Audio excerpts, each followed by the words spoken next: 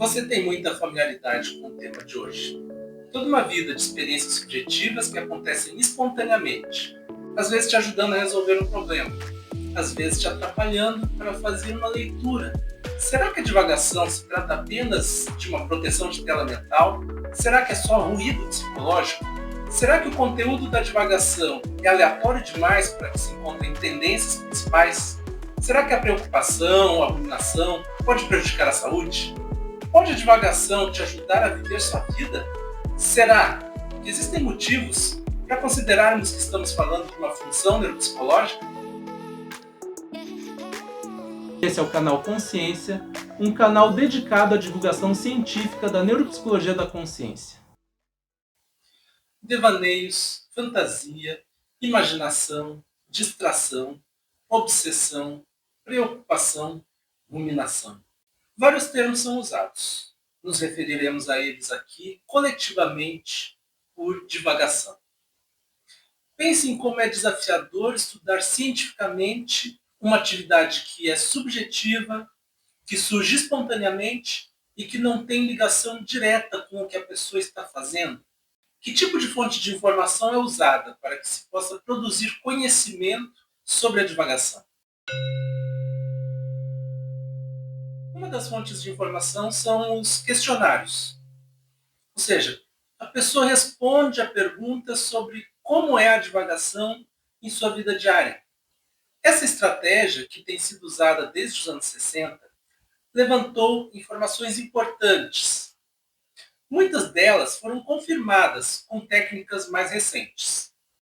É importante dizer, no entanto, que a estratégia de questionários também tem limitações, pois existem vários elos entre a experiência da divagação e a resposta ao questionário. Na verdade, o questionário tem um caráter retrospectivo. Ele investiga não a experiência, mas sim o que a pessoa lembra da experiência. O questionário se ampara em memórias episódicas e declarativas, além de estar sujeito aos vieses do momento em que a pessoa responde. Esses vários elementos podem trazer vieses às informações levantadas por meio de questionários. Por isso, é necessário que haja outras estratégias que procurem encurtar a distância entre a experiência da divagação e a coleta de dados a seu respeito. Estratégias que, em tempo real, busquem coletar informações sobre a divagação. Isso acontece principalmente pelas técnicas de sondagem. Então, em ambiente de laboratório, a pessoa recebe uma instrução para realizar uma tarefa atencional ou de função executiva. Uma tarefa que muitas vezes pode ser monótona e prolongada. E, naturalmente, a pessoa vai muitas vezes entrar em divagação durante a realização da tarefa. Em momentos aleatórios e sem nenhum sinal prévio, haverá uma sondagem. Essa sondagem sinaliza uma ou mais perguntas. A resposta pode ser apenas sim ou não. Você estava em divagação agora mesmo? Ou pode também haver perguntas sobre o conteúdo da divagação e sobre sua conotação afetiva. Existe também a sondagem que acontece ao longo do dia, enquanto a pessoa vive sua vida. Isso se tornou muito mais viável a partir da popularização do smartphone. Em momentos aleatórios, quando tocar uma notificação, a pessoa responderá perguntas sobre se estava ou não em divagação, sobre seu conteúdo e afeto associado. Em um exemplo de estudo de sondagem ao longo do dia, em 47% das sondagens a pessoa estava em divagação. Ou seja, se pudermos generalizar esse resultado, podemos dizer que do tempo que a pessoa passa acordada, praticamente metade é em divagação. E existe ainda a autodetecção da divagação, em que a pessoa responde a esse tipo de pergunta quando percebe que estava divagando. Quando ocorre a combinação do método de sondagem com o método de autodetecção, é possível ter dados sobre o quanto de divagação a pessoa se dá conta de que aconteceu e o quanto acontece sem que a pessoa se dê conta. Existem fatores que interferem nisso. Por exemplo, como veremos mais adiante, o efeito do álcool pode aumentar divagação sem aumentar autodetecção. Diversas pesquisas foram realizadas em busca de responder à pergunta: sobre o que as pessoas divagam? Como é a experiência, a fenomenologia da divagação? Será que a divagação é aleatória demais para que se identifiquem tendências? Se usou tanto a estratégia de questionários como, em anos mais recentes, a de sondagem e a de autodetecção. Essas pesquisas, em grande parte, convergiram sobre algumas tendências, alguns polos magnéticos para onde a divagação é atraída. Se você fica quase metade do tempo em divagação, é possível que não se surpreenda muito com algumas tendências que vamos ver. Uma dessas tendências é um viés prospectivo. Significa que uma grande parte das divagações que acontecem são voltadas para o futuro, um futuro a curto prazo. Em um dos estudos, cerca de metade dos episódios reportados eram voltados ao futuro. Desses, 79% voltados ao mesmo dia ou ao período de até dentro de uma semana. Outra tendência é a de a divagação ser sobre objetivos pessoais. No mesmo estudo mencionado há pouco, os episódios, em sua maioria, 56%, eram orientados para questões pessoais, como planejamento, tomada de decisão e apreciação de acontecimentos. Além dessas duas tendências principais, várias outras tendências também foram encontradas em relação à fenomenologia da divagação. A divagação pode tanto ocorrer na forma de imagens como na forma de fala interna. Uma dessas formas pode predominar, variando de pessoa para pessoa. Os conteúdos agradáveis tendem a predominar sobre os desagradáveis, pelo menos em amostras de voluntários saudáveis. Predomina na divagação o conteúdo realístico e relacionado a eventos específicos. A divagação é geralmente não intencional, mas os estudos consistentemente mostram alguma ocorrência de divagação intencional. Diferentes estudos investigaram a questão e trazem algo entre 9% e 14% de divagação intencional dentre os episódios durante a realização de tarefas atencionais. As sequências estruturadas de pensamento são mais comuns do que sequências de fragmentos desconexos. O conteúdo da divagação frequentemente é repetitivo. O grau de repetitividade tem forte correlação com a importância pessoal do tema e com sua relação com objetivos pessoais. E, finalmente, pessoas predominam sobre objetos no conteúdo da divagação. Passando a falar agora da relação da divagação com outros processos. A relação da divagação com demanda atencional.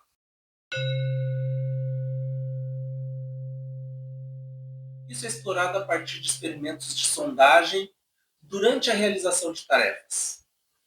As pesquisas mostram que o desempenho da tarefa é mais prejudicado à medida que ocorre mais divagação. Um exemplo óbvio é a leitura. Quanto mais divagação acontece enquanto você tenta ler, menos você consegue progredir na leitura. As pesquisas também mostraram que a divagação é mais provável em condições de baixa demanda atencional externa.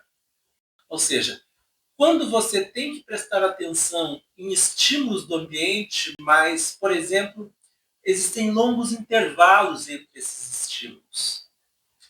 A baixa demanda acaba sendo um convite, acaba favorecendo que você entre em divagação.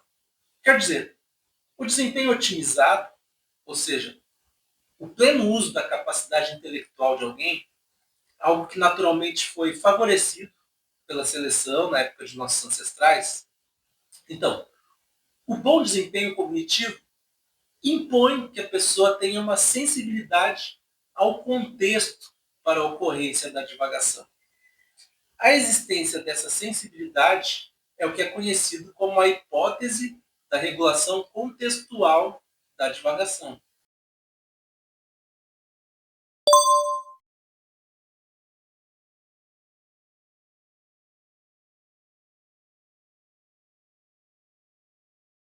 Muitas vezes, a sua divagação é interrompida por estímulos externos. Mas quando isso acontece, muitos estímulos externos aconteceram antes e falharam em interromper sua divagação. Como é possível você permanecer em divagação por vários segundos ou mesmo minutos sem que estímulos externos te interrompam? A resposta está no desacoplamento perceptivo.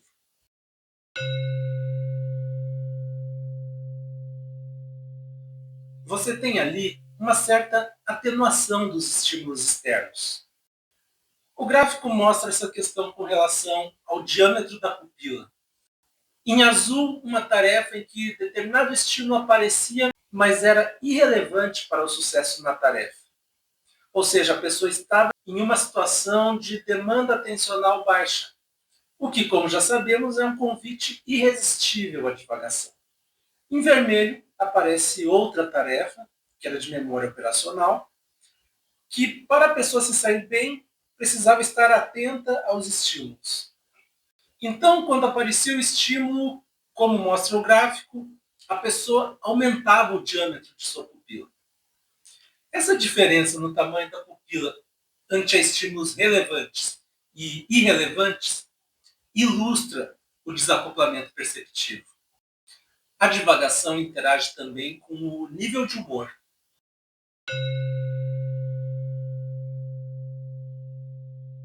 Esse tema é explorado muitas vezes por meio de estudos de sondagem na vida diária. E esse tipo de estudo mostrou que a divagação de conteúdo voltado ao passado tende a se associar com afeto negativo. Significa que, geralmente, quando a pessoa divaga sobre o passado, é comum que ela fique pelo menos um pouco triste. Da mesma forma, foi encontrada a tendência de que, quando a divagação é voltada ao futuro, a experiência afetiva associada é positiva. Ligando os pontos, é possível dizer que a divagação se relaciona com o nível de humor. A existência dessa relação é chamada de hipótese da regulação pelo conteúdo da divagação. E a divagação se relaciona ainda com a metaconsciência.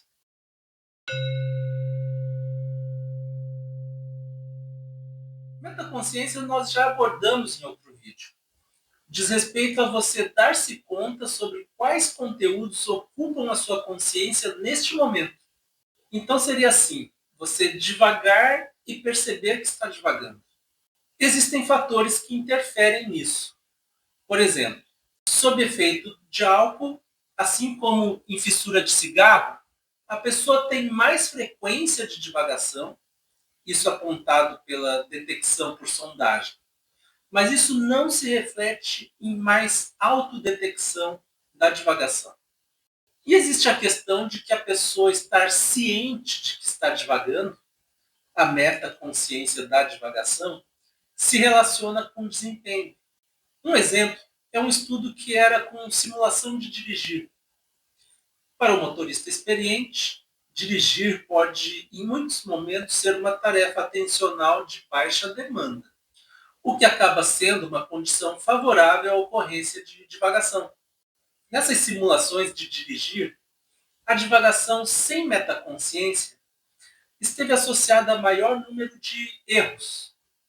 Extrapolando a partir do estudo, isso sugere que a divagação sem metaconsciência pode estar associada à ocorrência de acidentes de trânsito. Outro estudo envolvia a leitura de uma história de detetive, em que era necessário resolver um crime. Em determinados momentos críticos da história havia sondagem. Pessoas que nesses momentos estavam em divagação com metaconsciência tinham maior probabilidade de solucionar o crime. Enquanto que pessoas que nesses momentos críticos estavam em divagação sem metaconsciência tendiam a não resolver o crime. Isso sugere uma contribuição da divagação para a solução de problemas.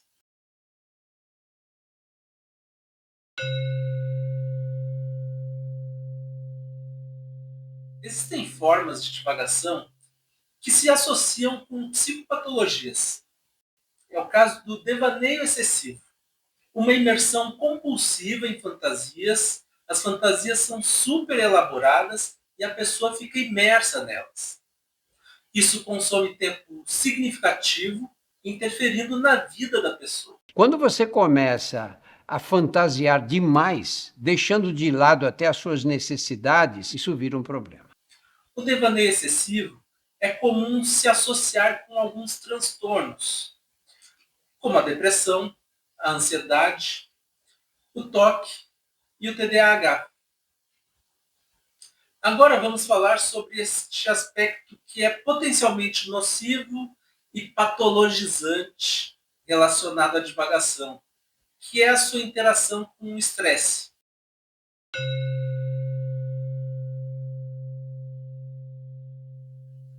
Nessa interação, a divagação assume algumas formas específicas. É o caso da ruminação, que podemos definir como pensamentos repetitivos sobre eventos estressantes que aconteceram no passado. E existe a preocupação, que são pensamentos voltados para situações futuras que têm um risco de resultado negativo e sobre as quais a pessoa não tem total controle. Naturalmente, são pensamentos associados a afeto negativo, pensamentos desagradáveis. Além disso, tanto a ruminação como a preocupação têm um caráter intrusivo. Isso levou alguns autores a adotarem um termo para se referirem a elas coletivamente: cognição perseverativa. Os conteúdos da ruminação e da preocupação se referem a situações estressantes do passado ou do futuro. Ou seja, esses conteúdos da ruminação e da preocupação presentificam estressores. Essa observação levou à formulação de uma hipótese, a da cognição perseverativa como mediador do estresse. A repetitiva presentificação de estressores na forma de cognição perseverativa pode ser o que torna o estresse crônico. Um dos principais especialistas em estresse, Robert Sapolsky, publicou o livro Por que as Zebras Não Têm Úlceras? Não é um livro sobre zebras, mas sim sobre os seres que, não raro, desenvolvem úlceras, os seres humanos. E sobre como sua convivência com o estresse é diferente da das zebras. A vida das zebras é relativamente mais simples. Não é fácil, mas é mais simples. O predador aparece, ela corre. O predador desaparece, ela volta a pastar. Então o estresse é momentâneo, é pontual. Em seguida ela volta a viver sua vida normalmente. Os humanos, por outro lado, se estressam cronicamente. Existe uma vasta literatura sobre como o estresse crônico é prejudicial à saúde. A lacuna temporal entre a situação estressante em si e o estresse que a pessoa vivencia em outros momentos de sua vida, às vezes na segurança de sua casa, é algo que acabava escapando às pesquisas. Essa lacuna pode ser preenchida pela cognição perseverativa. As pesquisas que buscaram relações entre cognição perseverativa e saúde trazem alguns exemplos nesse sentido. Foram encontradas relações entre ruminação ou preocupação com maior cortisol salivar matinal, com menor quantidade de células natural killer, um importante elemento do sistema imunológico, com redução na variabilidade da taxa cardíaca, que se relaciona com a atividade parasimpática, com telômeros mais curtos, o que sugere uma relação com o envelhecimento. Apenas para mencionar alguns exemplos que embasam a noção de que a cognição perseverativa age como mediador do estresse crônico.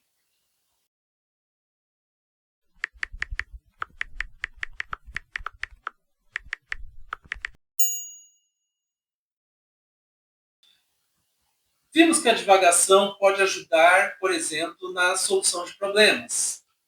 Vimos também que existem formas de divagação que manifestam transtornos ou que podem ser entendidas como mediadores de processos que levam ao adoecimento. Aí vem a pergunta: será que a divagação pode ser vista como uma função neuropsicológica?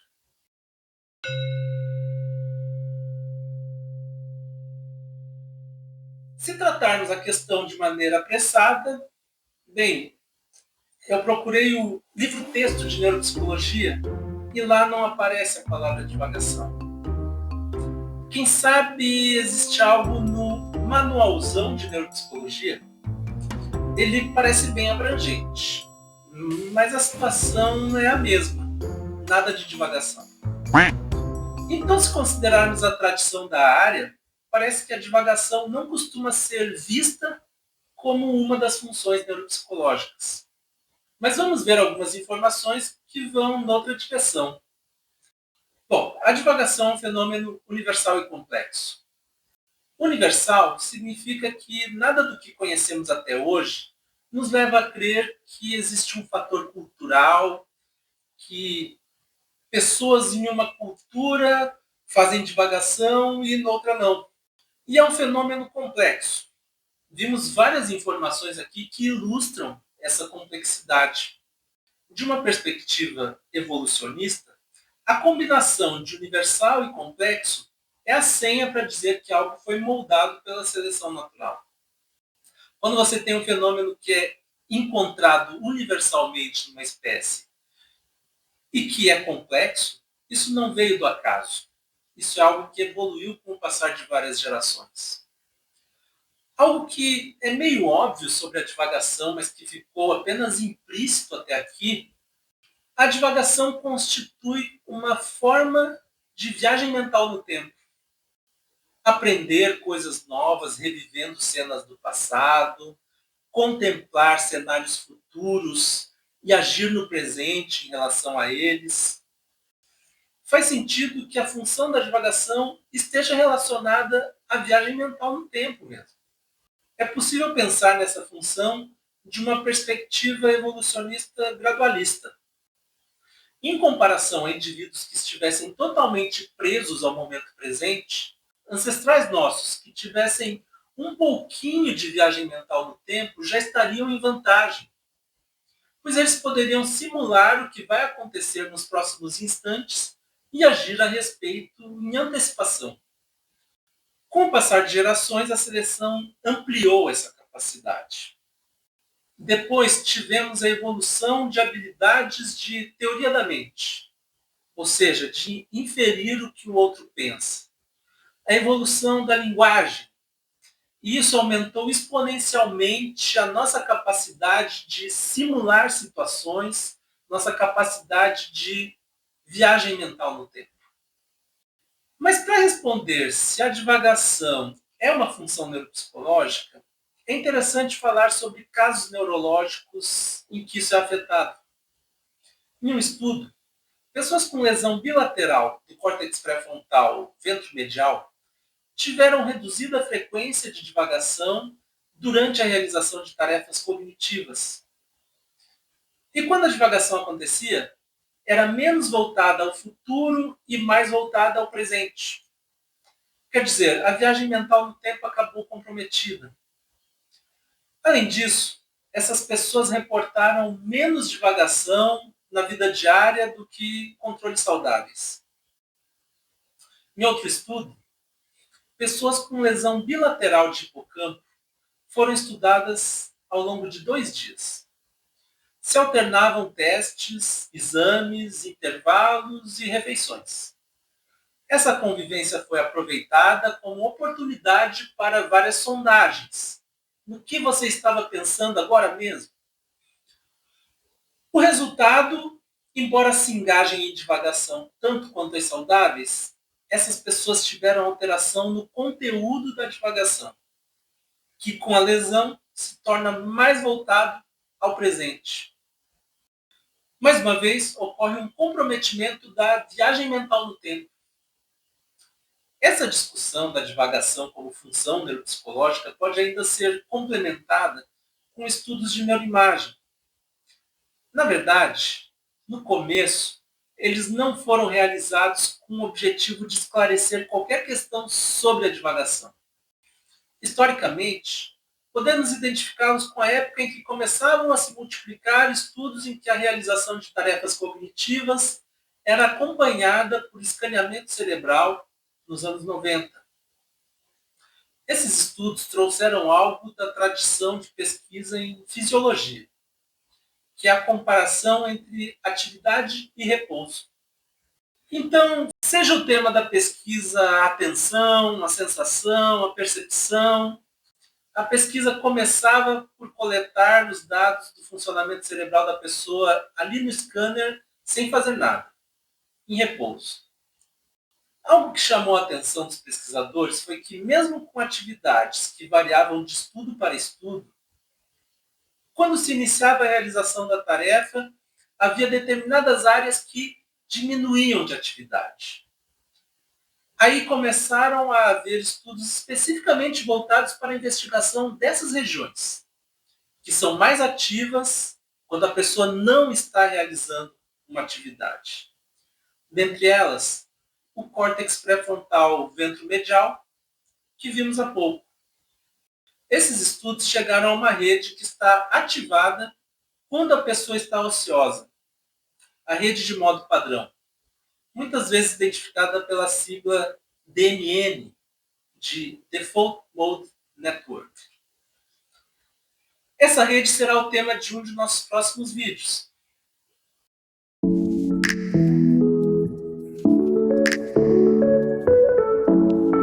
Vimos aqui que diferentes estratégias de pesquisa têm sido fundamentais para que informações científicas sejam levantadas sobre a divagação. Exemplo desse sentido é a constatação de que, entre os temas que mais atraem a divagação, o futuro e os objetivos pessoais se destacam. Além disso, vimos que a divagação interage com outros processos. São exemplos disso o desacoplamento perceptivo, a regulação da divagação a partir da demanda atencional externa e a regulação do nível de humor pelo conteúdo da divagação. Vimos que a pessoa não se dar conta de que está divagando pode acarretar em mais erros na execução de uma tarefa, o que pode ter repercussões importantes em nossas vidas. E que, por outro lado, a pessoa ter ciência de que está divagando, a metaconsciência da divagação, pode contribuir para a solução de problemas.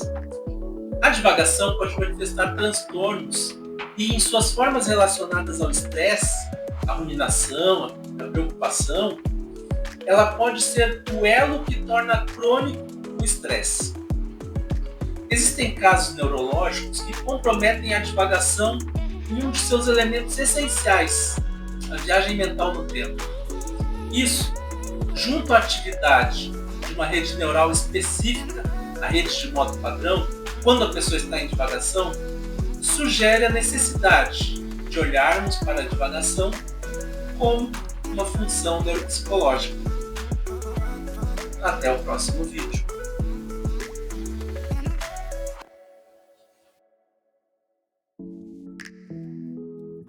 O propósito do canal Consciência é apresentar um panorama de informações científicas sobre a consciência.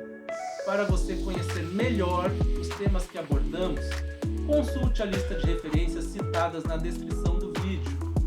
E se você gosta do nosso trabalho, se inscreva no canal, curta os vídeos e compartilhe com quem você acha que também vai achar interessante.